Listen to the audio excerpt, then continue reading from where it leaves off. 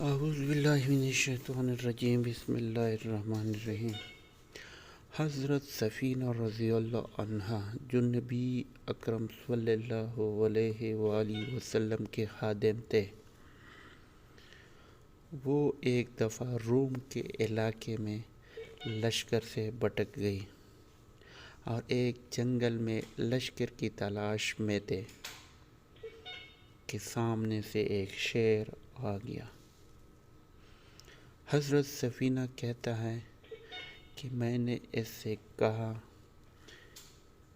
کہ اے ابو الحارث، یہ شیر کی کنیت ہے، میں رسول صلی اللہ علیہ وسلم کا غلام اور خادم ہوں اور میں راستے سے بھٹک گیا ہوں۔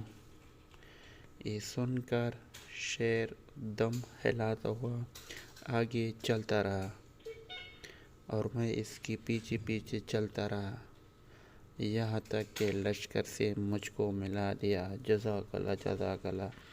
ہمارے نبی علیہ السلام کو جانور بھی عبادات ان کی احکامات مانتے تھے، اور ایک ہم انسان ہیں کہ ہم بھول گئے کہ محمد صلی اللہ علیہ وسلم نے کون سے راستے اختیار کیے ہیں۔